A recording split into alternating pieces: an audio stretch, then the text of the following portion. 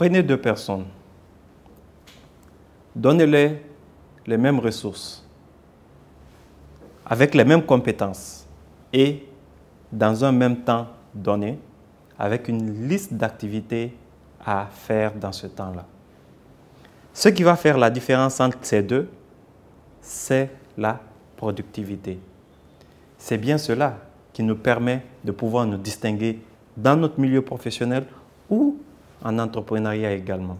Maintenant, comment faire personnellement pour booster votre productivité, la mettre au top pour atteindre le maximum de résultats en un temps record? C'est de cela que nous allons parler dans cette vidéo aujourd'hui. Je vais partager avec vous 6 éléments qui vous permettront de booster votre productivité. Restez jusqu'à la fin, je suis sûr que le 6e élément, vous ne vous y attendez pas du tout. Bienvenue sur cette chaîne. Si c'est la première fois de nous rejoindre, ici nous parlons d'entrepreneuriat, de marketing, de communication, de développement personnel.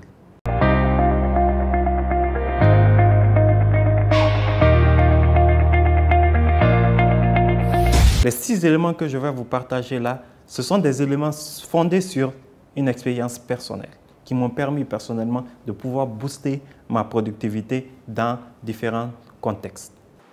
Le premier élément, c'est quoi? Tout d'abord, il faut comprendre sa personnalité. Il faut savoir que dans ce monde, chacun a sa personnalité différente. Si vous ne réussissez pas à comprendre votre personnalité, quelles sont vos forces, quels sont vos moments de productivité élevés, vous n'allez pas réussir, quelles que soient les techniques que vous allez appliquer pour pouvoir être productif. Je sais par exemple, moi, je suis une personne qui est très productive le matin. Je connais beaucoup d'autres personnes qui sont productives dans l'après-midi ou dans la soirée. Connaître sa personnalité, c'est de savoir aussi sa cadence de travail. Quand vous êtes au top de votre forme, disons pour ma part, le matin, pendant combien de temps je peux rester concentré sur une activité donnée sans aucune distraction? En sachant cela, ça me permet d'aménager mon temps. Je sais qu'au-delà de 45 minutes, ça devient difficile. Pour des tâches assez ardues, 30 minutes, et au fur et à mesure que la journée avance, ce temps diminue. Vers la soirée, je me retrouve à 15 minutes de concentration deviennent assez longues pour moi. Donc, comprendre sa personnalité sera votre première clé pour pouvoir réussir votre productivité.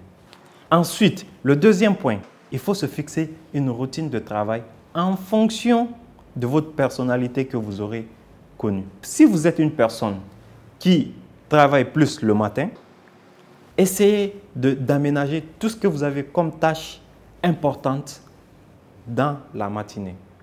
Moi, par exemple, pour ma part, sur certaines tâches de productivité qui me demandent assez de réflexion, je me réveille carrément à 4 heures pour commencer à les faire. Comme ça, en ce moment, mon esprit est assez frais et je peux plus travailler dessus.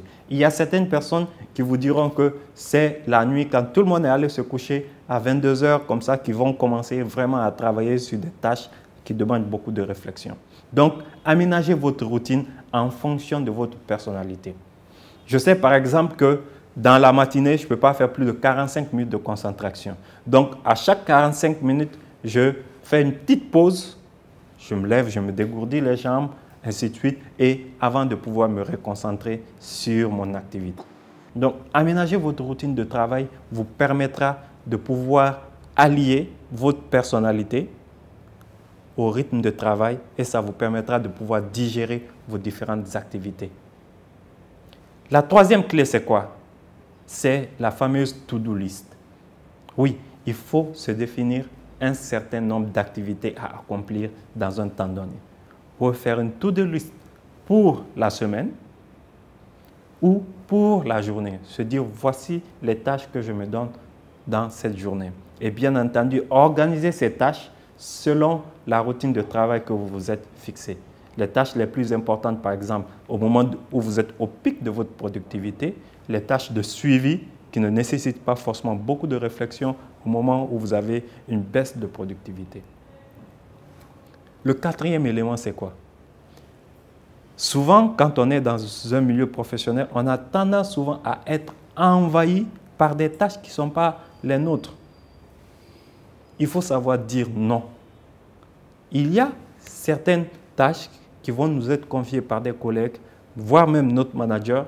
Il faut savoir dire non, je suis en train de concentrer sur cela. Et même si c'est votre manager, est-ce que ce que vous me donnez est prioritaire par rapport à ce que je suis en train de faire? Si oui, je laisse ce que je suis en train de faire, je me concentre sur cela. Sinon, soyez clair avec lui que le temps que vous avez ne vous permettra pas de pouvoir faire les deux choses à la fois. Ou d'autres services que vous devez rendre à d'autres personnes. Si cela jouera sur votre to-do list, sur votre résultat, dites non clairement.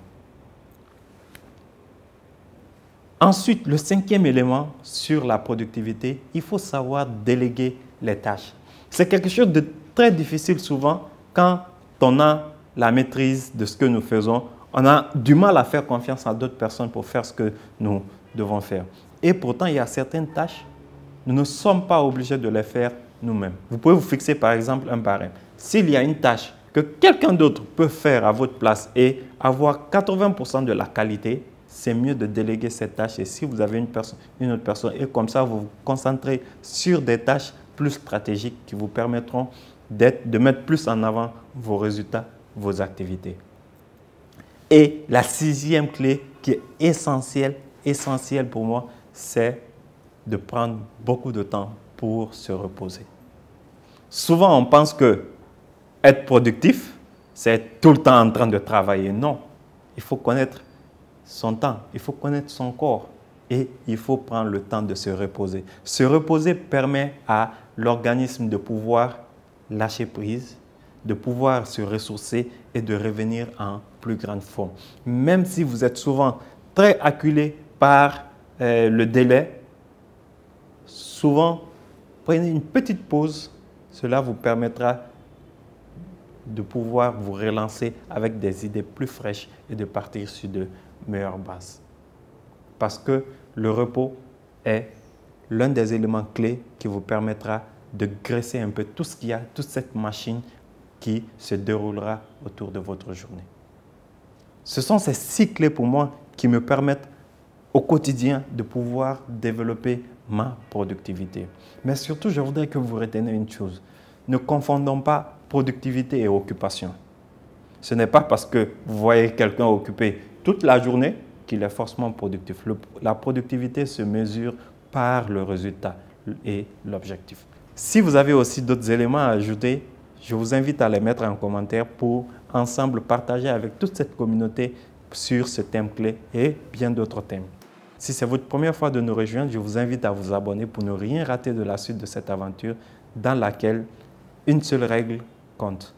On apprend, on applique et on avance ensemble. À très bientôt.